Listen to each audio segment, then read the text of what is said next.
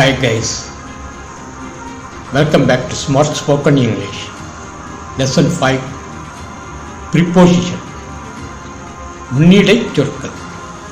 Preposition என்பது தனக்கு அடுத்து வரும் சொல் பிற பொருட்சொற்களுடன் என்ன தொடர்பை ஏற்படுத்துகிறது என்பதை சுட்டும் சொற்கள். இந்த பாடத்தில் in, at, outside, inside, into இந்த சொற்களை மட்டும் பார்ப்போம். in, at, inside, outside, into are describing the location of noun. ஒரு பொருள் இருக்கும் இடத்தை சுட்டும். in, at இந்த ரெண்டுக்கும் பொதுவாக இல் என்ற வேற்றுமை உருவை எடுத்துக்கொள்ளலாம். இல் இந்தியாவில், நூலகத்தில், செய்தித்தாளில், இப்படி இரண்டுக்கு பொதுவாக அமையும் இந்த சொற்பொருள். ஆனாலும் வேறுபாடும் உண்டு. இன் இப்படி சொல்லும்போது உள்ளே, ஒன்றின் உள் அல்லது ஒன்றால் சூழப்பட்டுள் இருக்க சூழ்நிலையில் உள்ள பொருள்களுக்கு இன் பயன்படுத்த வேண்டும். ஐ ஆம் இன் மை ஹவுஸ், நான் என் வீட்டில் இருக்கிறேன். வீட்டினுள் இருக்கிறேன். ஐ ஆம் இன் தி லைப்ரரி, நான் நூலகத்தில் இருக்கிறேன். ரெண்டும் ஒரு மூடப்பட்ட ஒரு சூழ்நிலையில் இருக்கு. அதாவது ஒரு எல்லை இருக்கு, ஒரு பவுண்டரி இருக்கு. ஐ read this news in this newspaper, நான் இந்த செய்தியை இந்த செய்தித்தாளில் படித்தேன். இந்த இடத்துலையும் இன்தான் பயன்படுத்தணும்.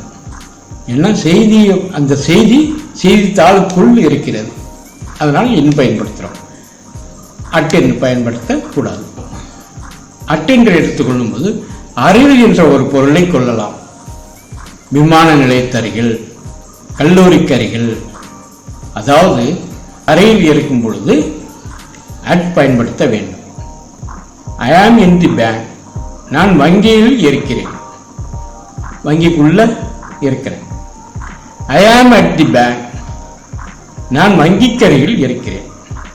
அதாவது வங்கி பக்கத்தில் இருக்கிறேன். He is in the college campus, அவன் கல்லூரி வளாகத்திற்குள் இருக்கிறான். உள்ள இருக்கிறான், காம்பஸ் சுத்தி இருக்கு.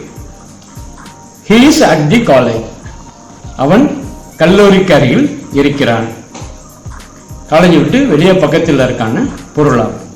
ஐ ஆம் வெயிட்டிங் இன் கோவை ஜங்ஷன், நான் கோவை ரயில் நிலையத்தில் காத்து கொண்டிருக்கிறேன். ரயில் நிலையத்துக்குள்ள உட்கார்ந்துக்கிட்டு ரயில் வர்றதுக்காக காத்துக்கிட்டு இருக்கிறேன். உள்ள ரயில்வே நிலையத்துக்கு உள்ள இருக்கிறனால in. The Chennai express is ready to depart at platform number 2, Chennai விரைவு வண்டி 2வது நடைமேடையில் புறப்பட தயாராக உள்ளது. நடைமேடை அது ஒரு காம்பவுண்ட், ஒரு பவுண்டரிக்குள்ள இல்லை, திறந்த வெளி அமைப்பு. அந்த இடத்துல ட்ரெயின் நிற்குது. ட்ரெயினுக்கு அந்த பிளாட்ஃபார்முக்குள்ள தொடர்பு எந்த விதத்திலும் சூழப்பட்டுள்ள, அதனால அட் பயன்படுத்தணும். He is standing in the bus stand, அவன் பஸ் ஸ்டாண்டிற்குள் நிற்கிறான். பஸ் ஸ்டாண்டுங்கிற போது ஒரு சுற்றி ஒரு காம்பவுண்ட் இருக்கு, ஒரு பவுண்டரி இருக்கு, அதுக்குன்னு ஒரு எல்லை வடிவம் இருக்கு. அதனால in the bus stand. He is standing at the bus stop. Bus ஸ்டாப்னா பஸ் நிறுத்தம் ரோட்டோரத்தில் இருக்கிறது, அதுக்கு ஒரு எல்லை அமைப்பு இல்லை. ஸோ அந்த இடத்துல அட் பயன்படுத்துகிறோம். இன்னொன்று கவனிப்போம்.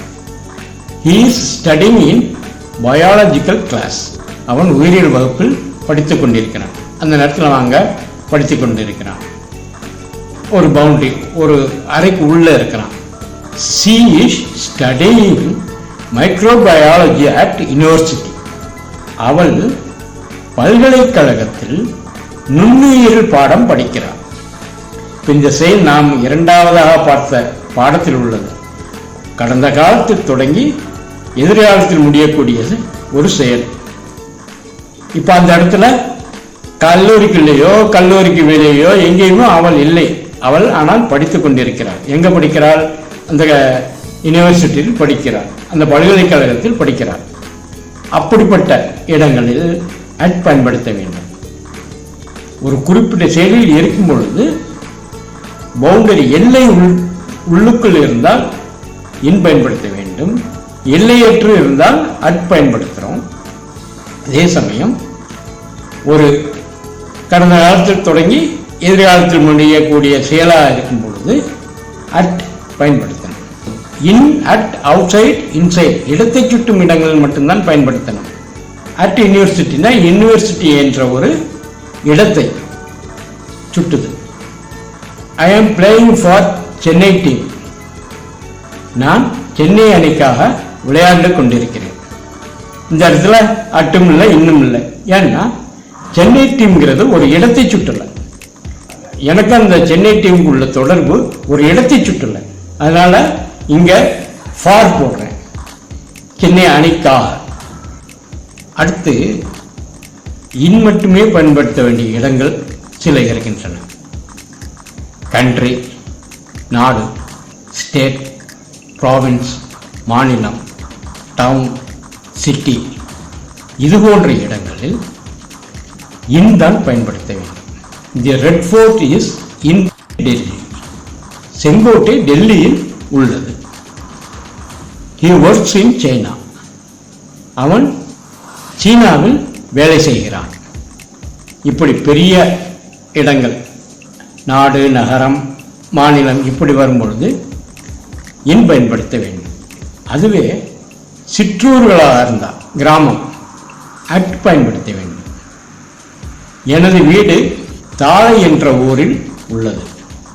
மை ஹவுஸ் இஸ் அட் தாளை வில்லேஜ். இந்த இடத்துல சின்ன இடம், அந்த மாதிரி இடங்கள்ல அட் பயன்படுத்தணும். அடுத்து at is used to indicate before the name of group activity, events. ஒரு நிகழ்ச்சி, ஒரு குரூப் நிகழ்ச்சி, ஒரு குழுவுடைய நிகழ்ச்சி நடக்கிற இடங்களை சுட்டினோம்னா அட் பயன்படுத்தணும். He will meet his wife at Ilaiyaraaja concert. அவன் தனது துணைவியாரை இளையராஜா கச்சேரியில் சந்திப்பான். கன்சர்ட் இசை கச்சேரி, அந்த இசை கச்சேரி நடக்கிற இடத்துல சந்திப்பான். இந்த மாதிரி ஒரு குரூப் ஆக்டிவிட்டிஸ் நடக்கிற இடங்கள்ல அட் பயன்படுத்தணும். He is at the birthday party. அவன் பிறந்த நாள் கொண்டாட்டத்தில் இருக்கிறான். ஒரு பார்ட்டி, குழு, அதனால இங்க அட் பயன்படுத்தணும். அடுத்து அட்டுக்கான சில சிறப்பு இடங்கள். லுக் அட் மீ, என்னை பார், என்னை கவனி. அதாவது உற்று கவனிக்க சொல்லும் இடத்தில் அட் பயன்படுத்தணும். என்னை பாருன்னா என்னை பார்க்கறது இல்லை, நான் என்ன செய்யறேன், என்ன சொல்றேன், அதை கவனிக்க சொல்றது. ஸோ லுக் அட் மீ, என்னை பார் அப்படிங்கிற பொருள் நான் என்ன சொல்கிறேன் என்பதை பார். லுக் அட் திஸ் பிக்சர், இந்த படத்தை பார், இந்த படத்தை கவனி, இந்த படத்தில் என்ன இருக்குன்னு சொல்ல போறேன், அதை கவனி, இந்த படத்தில் இது இருக்கு கவனி அப்படிங்கிற இடங்கள். ஒரு புள்ளியை சுட்டும் பொழுது அட் பயன்படுத்த வேண்டும். லுக் அட் திஸ் பில்டிங், அந்த கட்டிடத்தை பார், அந்த கட்டிடத்தை கவனி. எவரியும் லாஃப் அட் ஹிஸ் ஜோக், எல்லோரும் அவனுடைய நகைச்சுவையை கேட்டு சிரிக்கிறார்கள். அந்த இடத்துல அந்த நகைச்சுவையை கவனித்து சிரிக்கிறார்கள். இப்படி ஒரு சுட்டு வர்ற இடங்களில் அட் என்பதை பயன்படுத்த வேண்டும். இந்த இடத்துல அட் என்பதை இல், அருகில், இப்படி ஒரு வேற்றுமை ஒரு கூட ஒப்பிட்டு பார்க்கக்கூடாது. அடுத்து இன், அட் ரெண்டையும் பயன்படுத்தலாம். இரண்டுமே பொருந்தும். I can't talk right now, I am in a meeting. I am in a meeting, நான் ஒரு கூட்டத்தில் இருக்கிறேன், அதனால் என்னால் பேச முடியாது. I can't talk right now, I am at a meeting, நான் இப்பொழுது பேச முடியாது, நான் ஒரு கூட்டத்தில் இருக்கிறேன். இன் எ மீட்டிங் சொல்லலாம், அட் எ மீட்டிங் சொல்லலாம். இங்க இந்த மீட்டிங் என்பது ஒரு குழு நடக்கக்கூடிய இடமாகவும் இருக்கிறது, அதுபோல ஒரு அரங்கத்தில் உள்ளதாகவும் இருக்கலாம். அதனால் இன், அட் இரண்டும் பயன்படுத்தலாம். அடுத்து இன், இன்சைட். இன்னா உள்ள, ஐ ஆம் இன் தி ஹவுஸ், நான் வீட்டில் இருக்கிறேன். ஐ ஆம் இன்சைட் தி லைப்ரரி, நான் நூலகத்தில் உள் இருக்கிறேன். ரெண்டும் ஒரே பொருள் தான். ஆனால் இன்சைடு என்று சொல்லும் பொழுது ஒருத்தர் தேடிக்கிருக்காங்க, குறிப்பாக இந்த இடத்துல இருக்கேன் அப்படின்னு ஒரு அழுத்தம் தரக்கூடிய சொல் inside. I am painting in my room, என்னுடைய அறையில் பெயிண்ட் அடித்துக்கிட்டு இருக்கேன். ஐ am painting inside my room. இப்போ ஒரு அழுத்தம் தரும், அறைக்கு உள்ள paint அடித்துக்கிருக்கேன் அப்படிங்கிறதுக்கா I am painting inside my room, என்னுடைய அறையில் உள்ள பெயிண்ட் அடித்துக்கிட்டு இருக்கேன். Daddy where is my pen, அப்பா என் பேனா எங்க இருக்கு? Your pen is in the drawer, உன் பேனா டேபிள் ட்ராயர்ல இருக்கு. Your pen is inside the drawer, ரெண்டும் ஒரே பொருள். அப்போ இன்சைட் ரெண்டுமே பயன்படுத்தலாம், இரண்டுக்கும் ஒரே பொருள் தான். ஒரு சில இடங்களில் மட்டும் அழுத்தம் தரும் இடங்களில் இன்சைட் பயன்படுத்த வேண்டும். அதே நேரத்தில் கண்டெய்னர், சின்ன சின்ன கண்டெய்னர், பெரிய கண்டெய்னர், அதுக்கு உள்ள இருந்தால் இன்சைடில் சொல்லணும். My jewels are inside the locker, எனது நகைகள் பாதுகாப்பு பெட்டகத்தில் இருக்கிறது. The mobile is inside the pocket, அலைபேசி சட்டை பையில் இருக்கிறது. The dresses are inside the suitcase, உடுப்புகள் துணிப்பெட்டியுள் இருக்கிறது. அதுபோல எங்கெல்லாம் இன்சைட் பயன்படுத்துகிறோமோ அங்கெல்லாம் அவுட் சைட் பயன்படுத்தலாம். இன்சைடுக்கு எதிர்ச்சொல் அவுட் சைட்.